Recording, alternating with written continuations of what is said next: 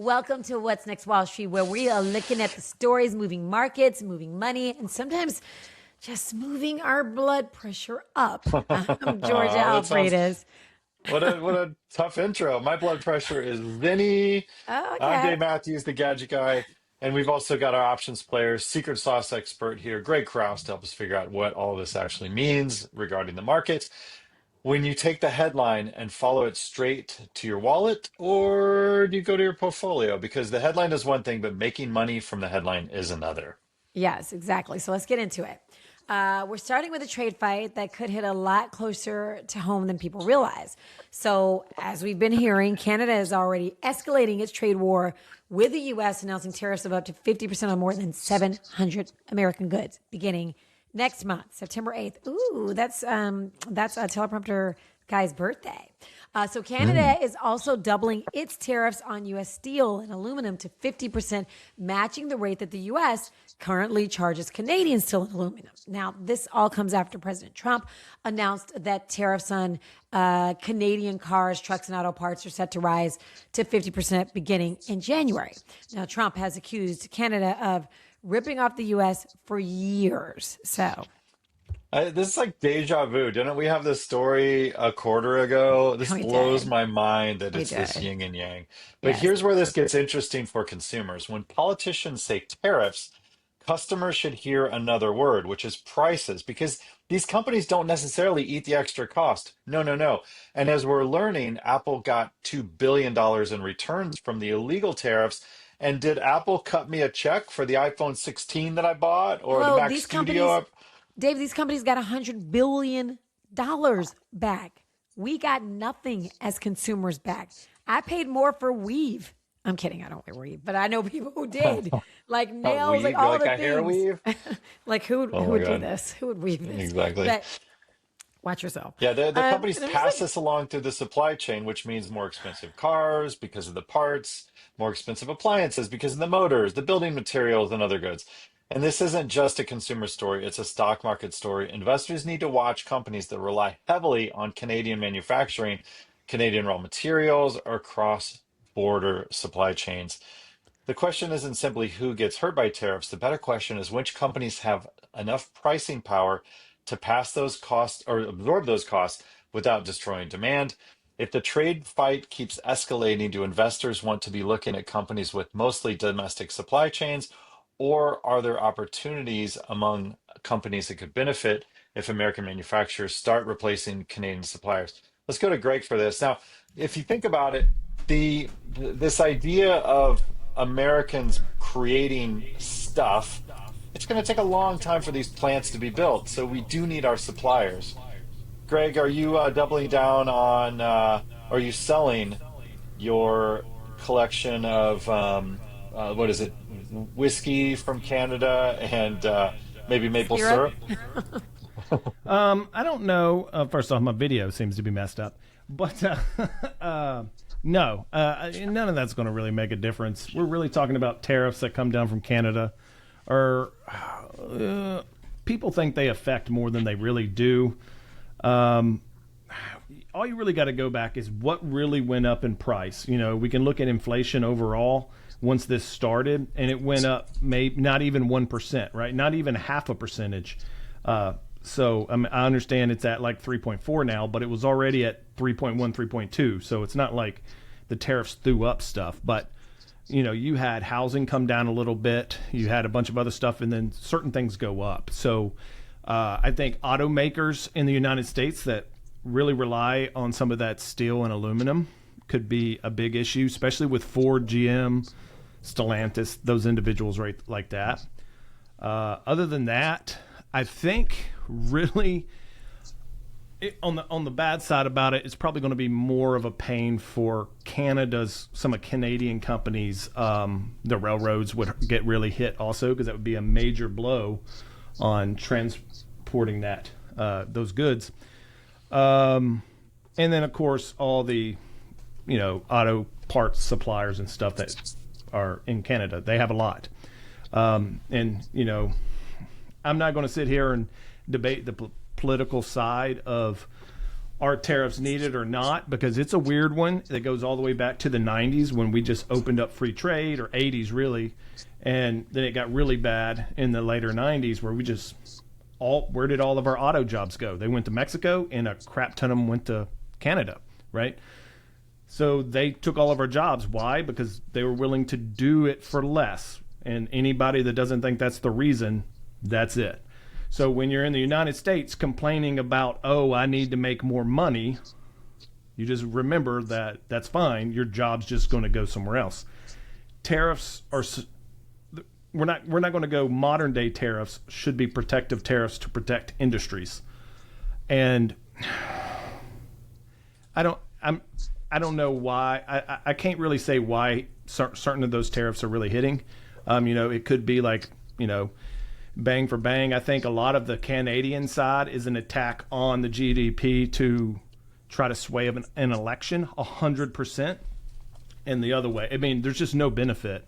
The United States economic can absorb all of what Canada throws at it, and it won't even make a dent in our GDP, while we can shut them off, and that's like 95%, right? So it's it's not a real fight. I think it's more of a kind of a manipulation to try to gain power of their friends, right? But there's no way to know. Everybody's going to hide that from it. But for stocks, unless you're trading in something crazy or some Canadian stuff, stay away from automakers, and you probably will not notice a difference, right? So that's about it on the stock side. All right. We'll call you back in a minute. And I don't know why, if you're watching this on YouTube, Greg, we finally got him in his home studio, and his camera froze. Okay, Greg, fix it. We'll come back to you. Yep. All right. Now So, let's Dave, take. I was just going to say, let's move from trade wars to something much bigger geopolitically, because I know that's Greg's favorite thing to talk about. Yeah, let's move to Iran. That sounds fun, LOL. The White House is calling its latest economic pressure campaign against Iran an economic D-Day. Way to sugarcoat it, team. The Treasury's Scott Bessent says the new sanctions are designed to further isolate Iran from the global economy and cut off its ability to export oil and conduct other trade. Hasn't there been like blockades on Iran since the Ayatollah went into command? So funny. So another major warning Hilarious. is attached. The administration says countries that help Iran sell its oil could also face sanctions, including China. Now, And look, Russia? Russia and China, look, because of the Ukrainian war, Russia has had sanctions against it. There's no way we can do sanctions against China. This is just unbelievable. This is shoot, aim, ready, right? Right. In reverse. Like, So let me ask. So why should somebody who isn't sitting around every morning thinking about Iran care, Dave? Why do I even care? yeah, because it's oil. All the oil is over there. And the oil that's not coming out of there. Remember, a lot of the Iranian oil, because of sanctions over the last 25 years, 30 years, have been because of the Ayatollah and us not wanting to give them money to enrich nuclear material, right? The whole idea of this initial attack that we did a year and 3 months ago when we blew up some of those deep bunkers that they were doing, what we thought from our intelligence was enriching uranium. So the oil's the problem. Iran is such a major oil producer, but they don't sell to us. They sell to Russia, they sell to China, and we're trying to do anything that restricts Iranian oil from reaching a global market so we can keep them from making money. But just like with Russia, with the embargoes there, we made it so Russian ships could not be insured. And if a ship can't be insured, it can't go into global ports. But China doesn't care about that, right? So that we try to make their transportation more expensive, but they're breaking the rules, they're bending the rules. And now manufacturing is getting more expensive and fertilizer is getting more expensive because all that requires petroleum, because petroleum goes into everything from the plastic on the thing on your desk to the fertilizer that makes the food that you eat. Right. So Greg, let's just pull Greg back, because this is one of those situations where investors should immediately maybe start buying energy stocks. I don't know. Should pull up right there. Let's see if it's working. All right. That's working. There you go. No, not really. Okay, so we haven't had a blockade on Iran really ever. We had sanctions, right? Huge difference of blockade and sanctions. And really a blockade is just what it sounds like. We'll put some stuff out there and stop anybody that tries to go or come. So it's a little bit different. It's what you do after the sanctions. Should you try to do that? I don't know. You know what I'm saying? Once again, as a soldier, I can tell you who's been in that strait and who's got job offers to go to that strait right now. But who wants to go to that strait right now? Yeah, you want to. I'm not going to do it because it's not really worth my life or anything. But it's been piracy around there all the time. Now it's just stepped up really high. I think the news plays it off a little bit more than it is. You hear all these people complaining and all this it's not that big of a. I want you to understand this is a side quest for the United States military. This is not a war. We have 10 warships near that area. 10. Do you know how many warships we have in the United States military? In the Navy. And I'm not talking about dinghies. I'm talking about effing warships. If you said 298, you would have been correct. So yes, we have a carrier there, which is a large warship. But we don't have 10,000 people in that area. We have a 1% maximum amount of people in this influencing area. And that doesn't mean it's not going to come more. I've been warning people after midterms, it could get a little bit more crazy, but I don't know. It's a side quest and what's it going to become? I don't know, right? I don't really care. Iran produces oil, doesn't produce jack, okay? It all goes to someone else. It never comes to us, even if they could produce it, and even if they want to produce it. They have a portion of their country that can produce oil because it's kind of flat and easy to get. You got to think most of it is kind of mountainous, like Afghanistan. They have a lot of rare earth metals probably in those mountains, but we'll see how that really works out in the future because we might want those too. But we don't need any of their oil. It's just the global market kind of does. But this is going to be, I don't think it's going to affect people as much as they think. The fertilizer part, or the urea, which is your nitrogen fertilizer that comes from like Saudi Arabia and stuff, is a bigger issue.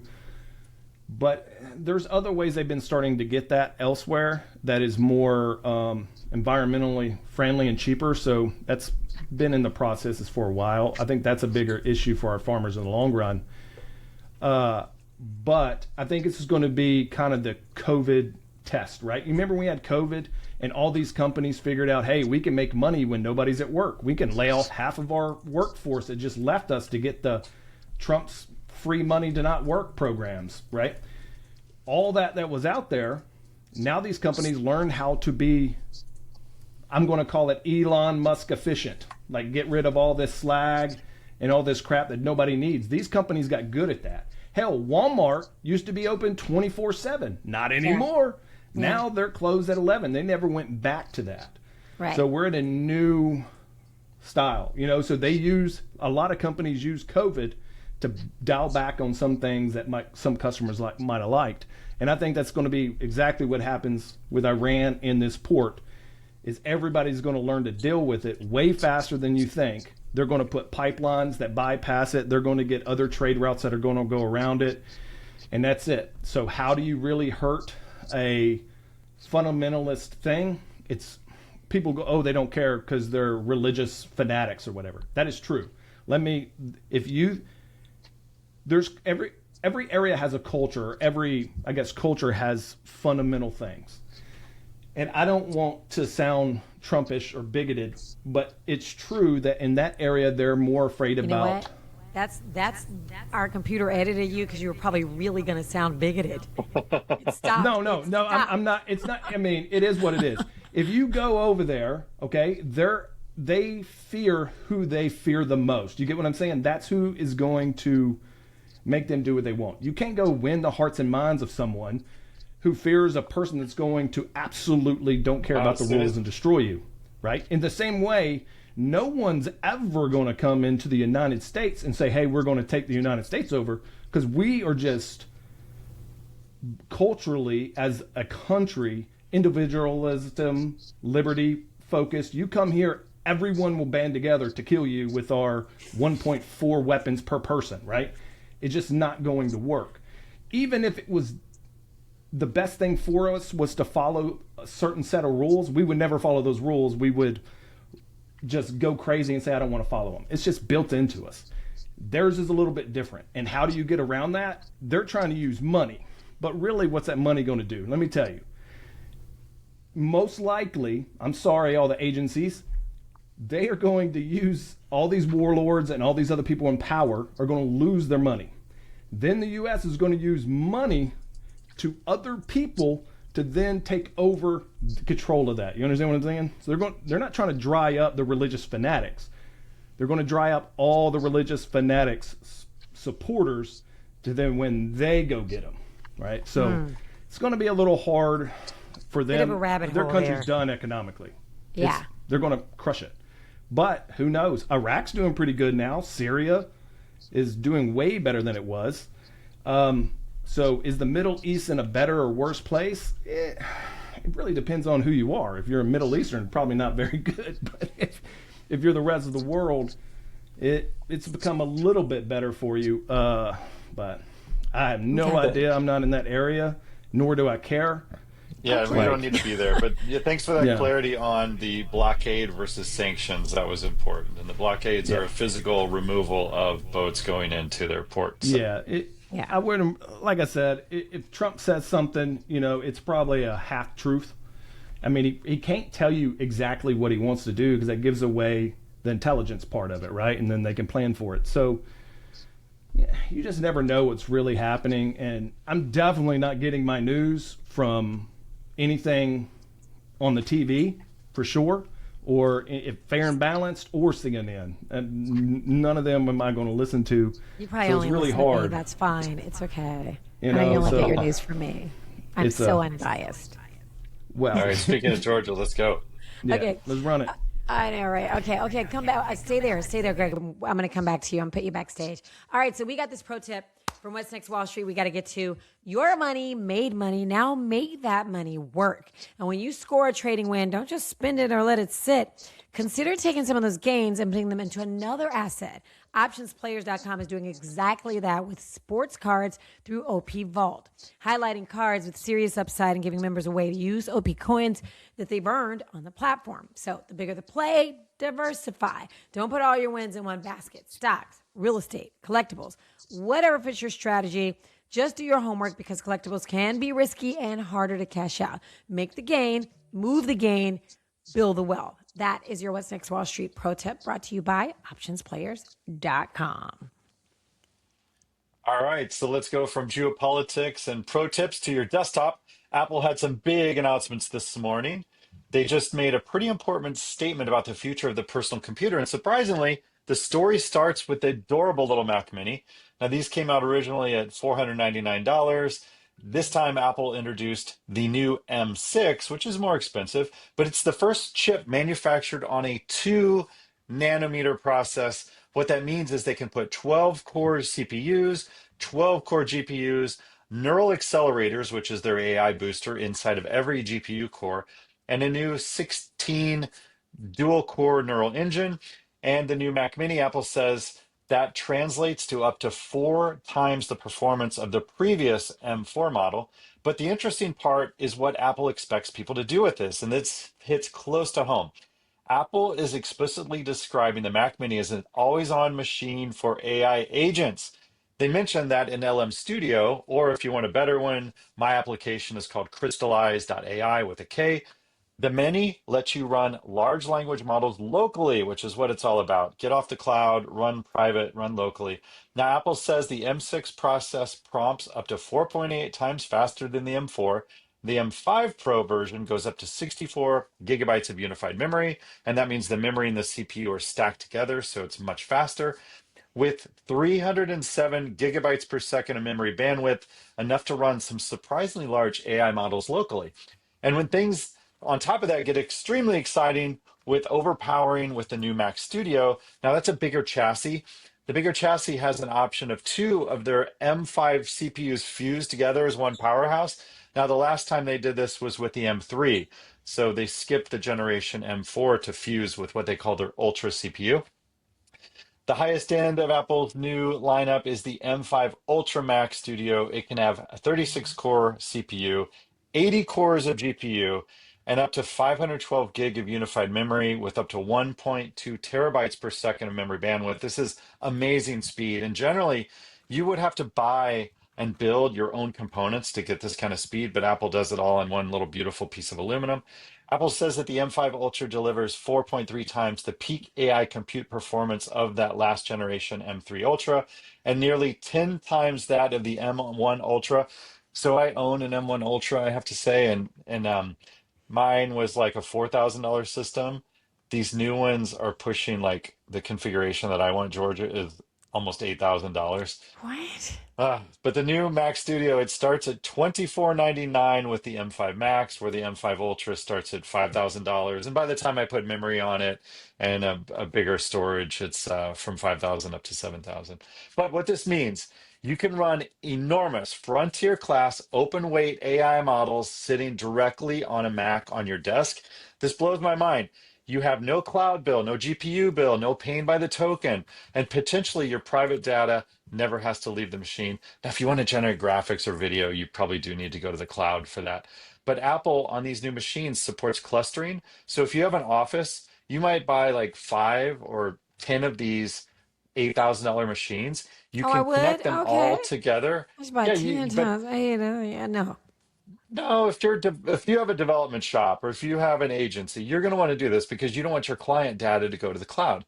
So using Thunderbolt 5 and RDMA, you can create a much larger shared environment by multiplexing these together.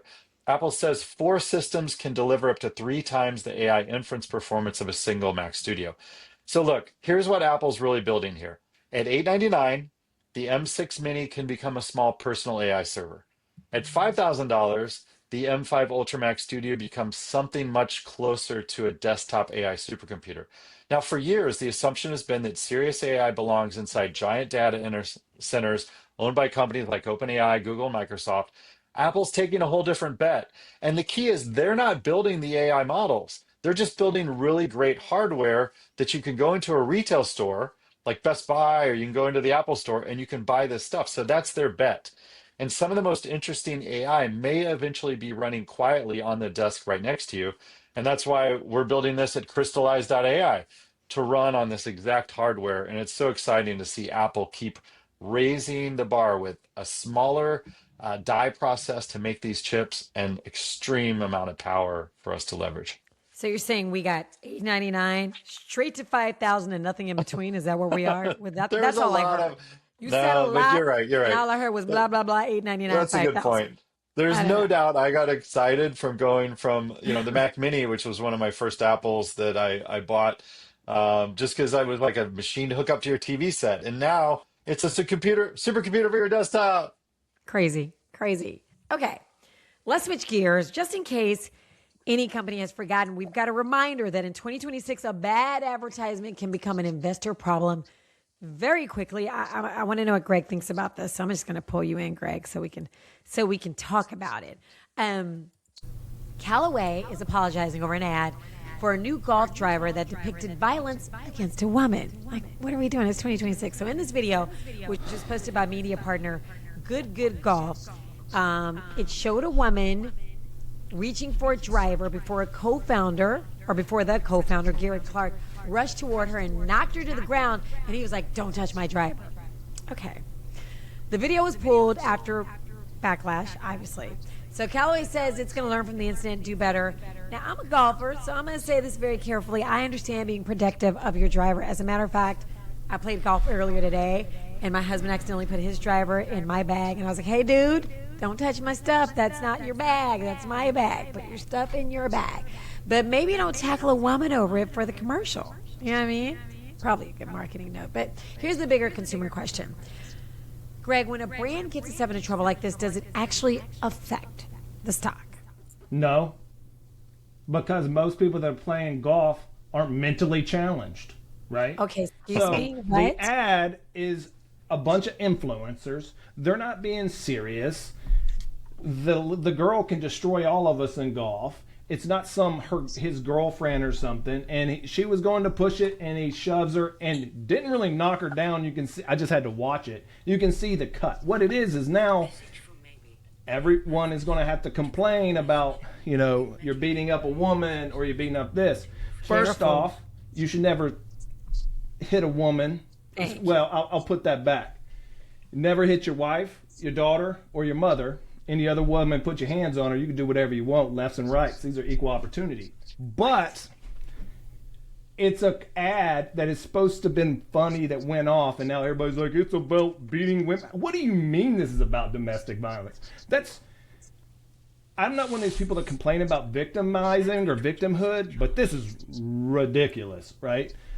Do I think it's going to make a difference? Absolutely not. Because like I said, nobody cares besides people that just want something to complain about. And now everybody's going to come out and be like, I'm sorry. Have you not been to a golf course? Right. Every guy here knows, look at those 4 dudes over there. The whole time they're just staring at the cart girl, making every stupid suggestion they can to her. These are the people that are going to be buying it. You think they give a shit about some dude that made an influencer joke? I have Callaways, and not going to make a difference. I saw the commercial. It didn't upset me. I thought they were trying to be funny, and I thought they could have done the same thing with a guy. I thought you could have made the same point. You could with have, a guy, but pushing him over. But it was influencers, right? She's famous influencer. Yeah. You want to get goods people demographic? Right. Guess what it is? It's probably young dudes that like hot chicks, right? It's not old people hitting Titleists. So that's what it is, okay? Actually, Good, I think, is based in Dallas. I think they started in Dallas. I think it is, too, because I see the Good products at the big sports stores there and stuff with the carousel. Why can't I think of the name? Shields, yeah. Yeah. Or is it Shields? But I don't think it's going to make a difference. I mean, if you're buying Callaway stock, I don't know what you're doing. I mean, I don't think that's a really good growth stock or anything. But you know what? I'm telling you, and I'm not just saying this because I play golf. But I do think I think that golf is the next big thing. And I thought it was tennis for a while, but I do think that everybody is getting into golf, and not just because I'm doing, I know what you guys are thinking, but I think golf is like the next big thing that now that everybody can play, anybody can go to a course like a I don't think that's the case. We are not getting into sports that take longer. Baseball, we don't care about baseball anymore. Nobody cares about baseball. Nobody's got that. I'd rather watch the banana, those people and the Savannah little guys and all them. It's a faster paced game, so on and then. We are so microwave. We need excitement now. Dopamine. If everyone's playing golf out there, they're going to have Netflix on the golf cart with a phone in their hand. That is not true. The whole point of golf is to be out there in the grass, in the in the outdoors. But guess what? Kids don't touch grass. This is my thing. Tennis takes too long, right? It's too hard. What do? They make pickleball. So what you should be investing in is whatever stupid sport are they going to make golf into pickleball. Maybe, now they're going to, Frisbee golf. Maybe they three-hole. already did Maybe it. three-hole. They already did it. Frisbee golf, right? Yeah. So maybe it's something new. I hope I think golf is a good stress reliever. Absolutely. Until you're in the South and you decide to go play in August, and then you're like, it was 105 degrees degrees today. Yeah, it was 105 right? degrees. The last 2 weeks, probably 100 degrees out there. Awful. No. But you love the game, you just play it anyway. Anyway, all right. It's going to go indoors is what it's going to do. Golf's going to get big indoors. Oh, for sure. And they already have the simulators everywhere. There's not a country club in the country that doesn't have indoor simulators. I can't tell you the company that's made this, but it was a VR headset, right? And I've had Metas and all that stuff in. They look good. This one put on, and it was like a pilot's helmet, basically, okay? And coming in my background, you probably know what sector this belongs in. It was, I did not know I was in a VR, okay? Oh, wow. Yes, really? It had a big good? Cable coming out of them because it had to have a lot of GPU power. It was ridiculous, okay? I thought I was in you could not tell it wasn't legit. Like, it was that good. And then they were adding people to it, and I was like, this is stupid, right? So If that's already available, it's probably going to take 5 to so years till it gets to the public or something, or it gets out of that sector and comes into a new one. But yeah, I mean, you're going to be walking around with your friends on the golf course, but instead of paying golf course fees, those new kids are going to be in a VR headset or something weird like that. Well, I disagree. Let's take it backstage. Yeah. You're not going to sit here and crap on golf. Those of you that have the Quest VR, there's a game called Golf Plus. So leave a comment down below. It's like a $30 game for the VR. Leave us a comment if you're using that. Well, I think we're ready for consumer news. Are you ready? Okay, then I got to pull Greg back up because even though, I don't want to because he talked so bad about golf. What do I got to do in consumer news? All right, listen, Greg. Okay, this next is for everybody who's ever looked at their sleep score and decided they're apparently living life wrong. You know those rings, those smart rings that track sleep? Are they called Aura? Am I saying them right? Aura's one brand. The Apple Watch does sleep tracking. And then I have a pad that goes in my bed. And from Withings, Withings, and it looks to see how I roll around in the night. So it lays on like your bed, like it's like a mat. It's flat. It's a little bitty pad on the side of my bed. Yeah. Okay. Well, anyway, Health Metrics is reportedly preparing to go public. This Aura is. Bloomberg says the company could raise as much as $3 billion in an IPO as soon as next month, with a potential valuation of about $16 billion. So here's the part that gets my attention. Aura reportedly generated about $500 million in revenue back in 2024. About $1 billion last year. They're expected to approach $2 billion this year. Now that's some serious growth. And Aura isn't just selling jewelry; it's selling data, subscriptions, and the idea that your finger can tell you whether you're sleeping like a baby or living like a raccoon. But Greg, here's the question: should we be buying this company if and when it goes public? Do you think it's going to be a big hit? It can be, and